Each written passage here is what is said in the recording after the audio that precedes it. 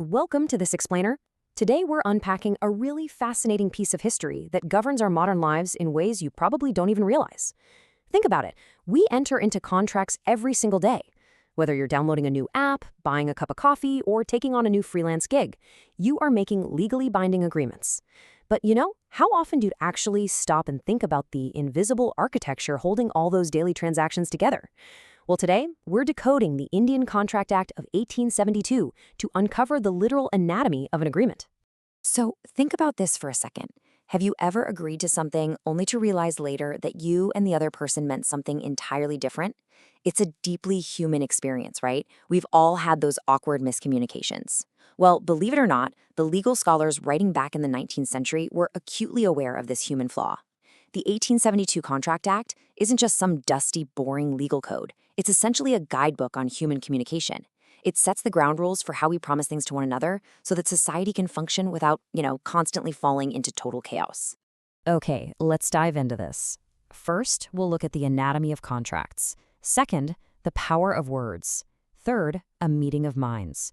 Fourth, when consent isn't free. And finally, why this matters today. Section 1, the anatomy of contracts beyond the legalese. Let's start with the very foundation, because despite being drafted over 150 years ago, the 1872 Act hinges on concepts that are totally timeless. The Act lays out definitions for proposals, promises, and agreements, breaking down the anatomy of a contract into a simple, highly logical sequence. It all really begins when one person communicates an intention to another. Just look at this slightly stuffy, archaic phrasing from Section 2 of the Act. It says, when one person signifies to another his willingness to do or to abstain from doing anything with a view to obtaining the assent of that other to such act or abstinence, he is said to make a proposal. It sounds incredibly dense, doesn't it? It's essentially just the Victorian way of describing the spark that starts any deal. But if we use our legalese translation skills here, we can cut right through all that jargon.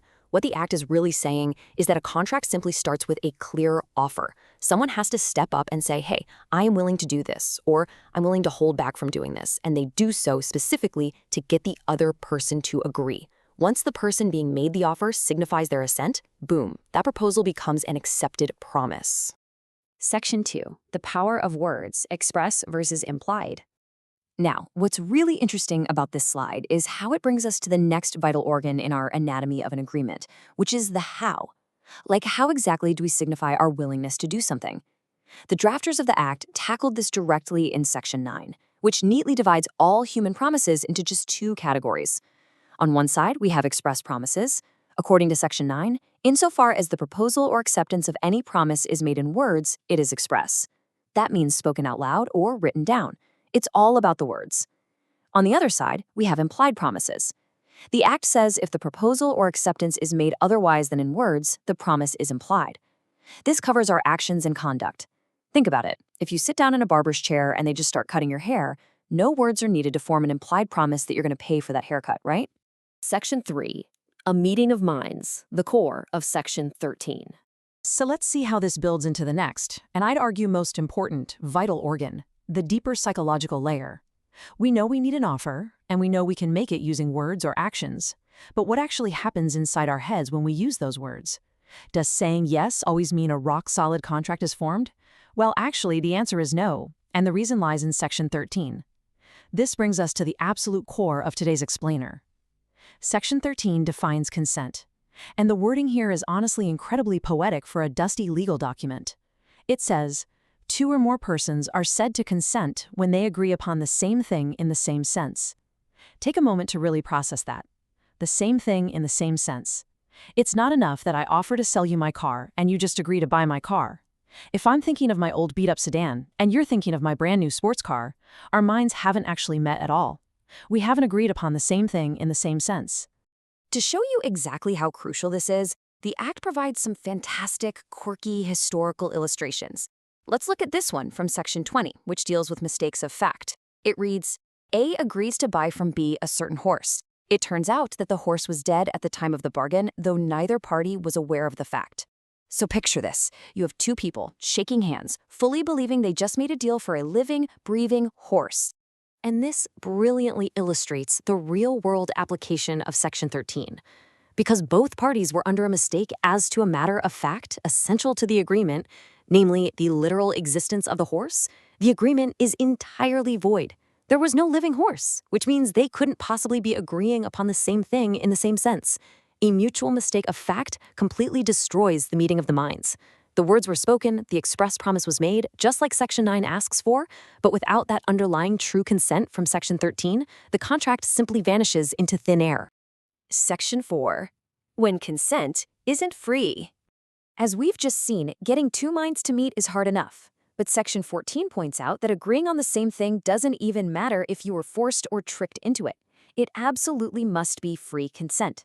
So, what destroys free consent? The Act lists 5 specific destroyers.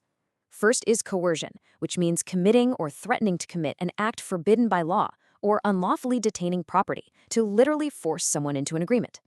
Next is undue influence, where one person is in a position to dominate the will of another and uses it to get an unfair advantage. Then we have fraud, which involves intentional deception. Fourth is misrepresentation, which involves false assertions made without the intent to deceive, but which, still mislead someone. And finally, mistake, like our dead horse example, where a shared error regarding essential facts ruins the whole foundation of the deal.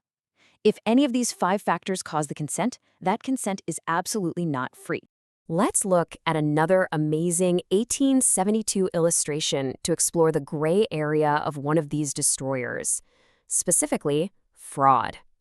This one comes from Section 17. The scenario goes like this. A sells by auction to B a horse which A knows to be unsound. A says nothing to B about the horse's unsoundness.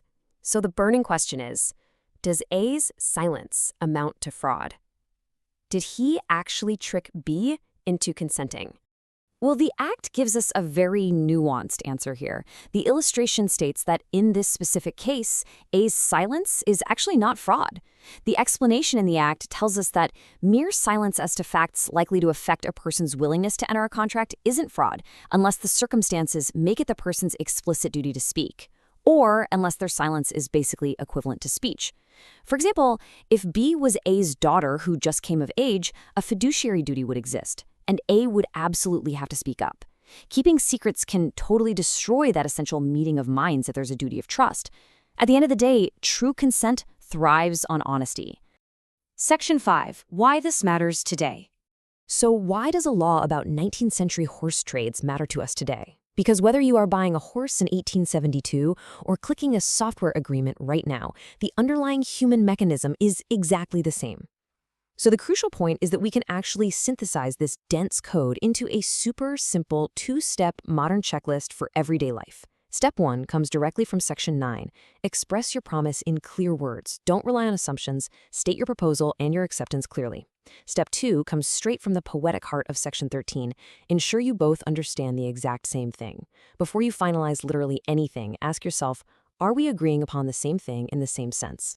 The law does its best to protect us from fraud, coercion, and mistakes, but it really relies on us to communicate clearly in the first place.